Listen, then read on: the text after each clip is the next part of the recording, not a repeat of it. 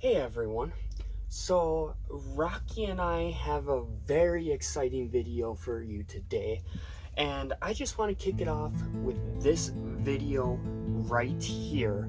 Now, this is located on Convict Lake, which I will talk about later in this video, but Highway 395 is a very beautiful scenic route. It is really one of the most beautiful places I've ever seen. So without further ado, I am going to show you guys the highlights of 395 in California.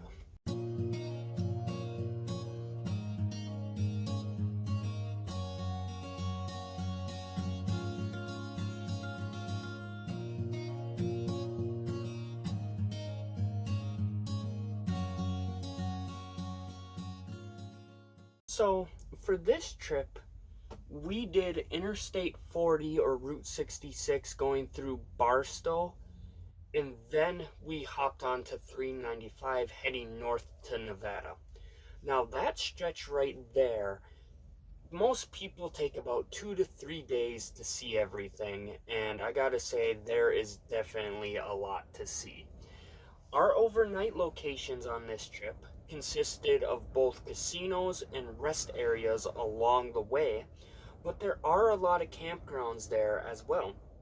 Now, since I'm going to be talking a lot about different highlights, instead of zooming in on every single location, I'm just going to post the coordinates down below so you could enter whatever you would like to see on your trip.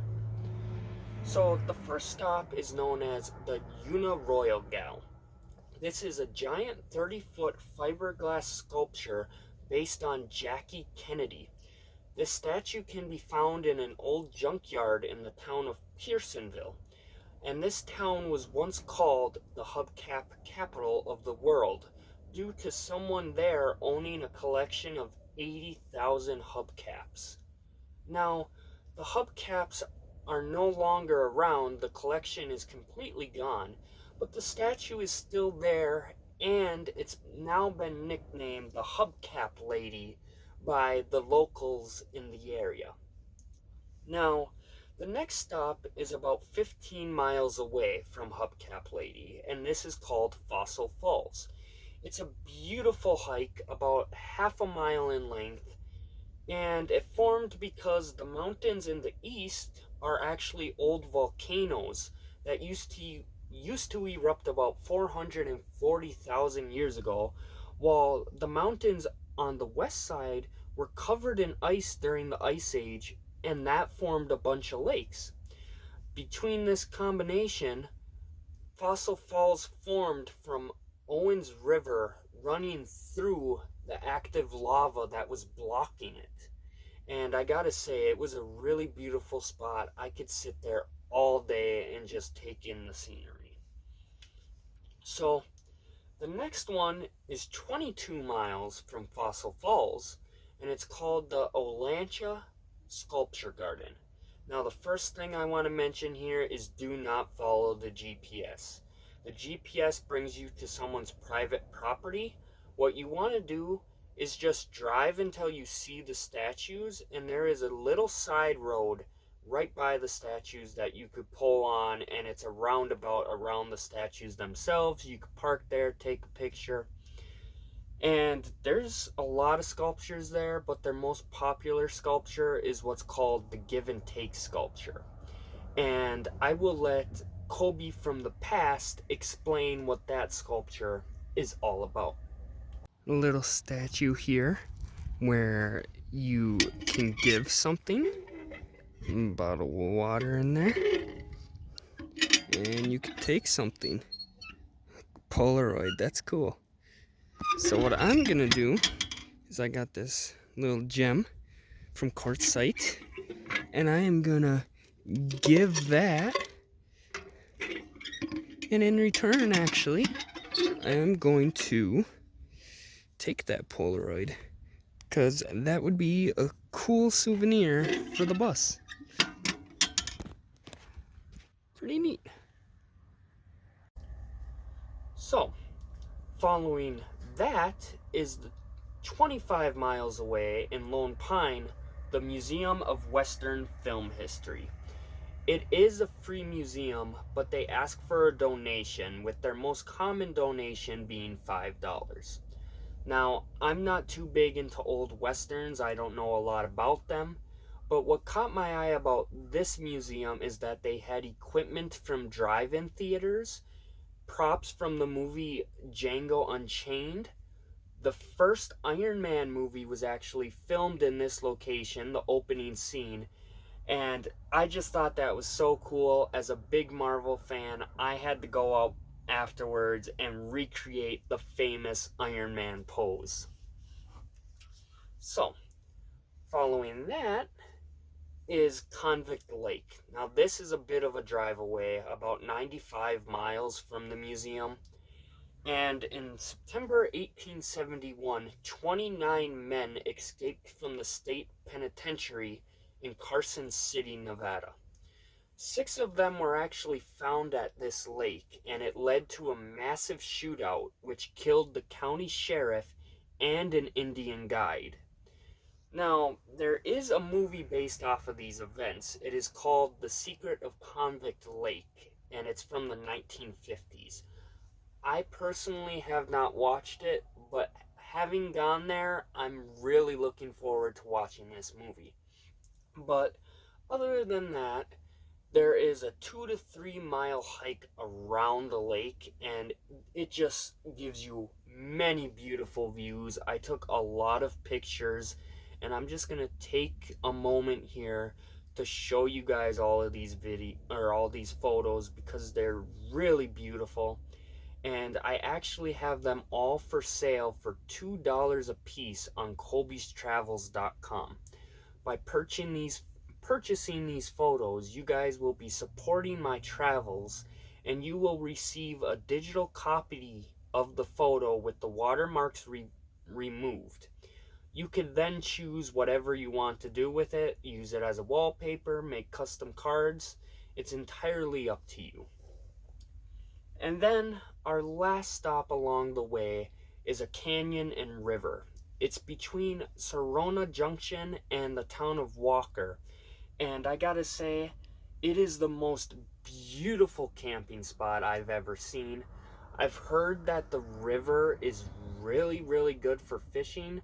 So if you're into fishing, that's gonna be for you. And there's several campsites right along that river there. They're cheap, or there was one I found. It's not an official campground. It's just a little pull off towards the river, and somebody built a fire pit, a couple fire pits out there, so you could do free camping there as well. So I gotta say, Highway 395 was just amazing. I really loved it, and like I said, honestly, one of the most beautiful routes I've taken. It actually really reminded me of the Grand Canyon, and how inspiring and like jaw-dropping that view was my first time there. While we're on the topic of that canyon and river, I want to mention some of the cons to Highway 395. Now, one of the big ones about the canyon and the river, the reason we did not stay at that campground, was that there is no service right there.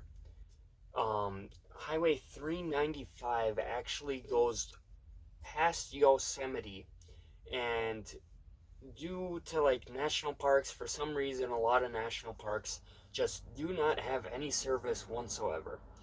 And another con to this is, when I was hiking around Convict Lake, there was actually snow on the trail still. You are really high up in elevation, and the bus did have some hard moments. There were times where I was going about 60 miles an hour, and you would start going up an incline, and the bus would be able to go no faster than about 30 to 35. So high elevation, that is a big one on this route. You will be going through the mountains eventually. The max height and elevation we were up is about 8,300 feet in elevation. So you do get pretty high up there. And just no service, really. Like I said, once you kind of hit Yosemite, unfortunately, between the high elevation and the time of year, the road to Yosemite National Park was closed, so we did not get to go and see that at all. And lots of the side roads as well were closed due to snow still, so that's something to be aware of. And yes, just again, I can't stress that enough. Service, service, service. I am a person who I will go out in the middle of the woods and camp for 2 weeks, no service at all. But when you are driving on a road, especially if it is your first time on that route, it makes me nervous. If something goes wrong, um, or as you guys know, at times I have problems starting the bus. If the bus doesn't start, once you hit Yosemite, between Yosemite and Nevada State, there is not much service. It is very in and out. You do go through a couple bigger towns and you'll have service there, but almost immediately after leaving those towns, you will not have any service at all, not even a single bar. I have AT&T, my uncle does as well, but we found that AT&T actually works the best, like 99% of the time. If we do not have service, regardless of your carrier, you most likely probably don't have service as well. But lots and lots to see. All the stuff I mentioned here is just the tip of the iceberg on 395. There was a lot of stuff that we didn't get to see, like a hot springs, a barbecue joint, which apparently has like the best barbecue in the country. And I gotta say, we drove past it. Oh my God, it smelled amazing. So just absolutely, if you are ever in the area, check out Highway 395 in California.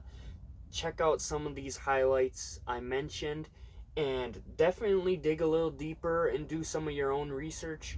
There is lots of beautiful lakes out there, lots of hiking trails out there.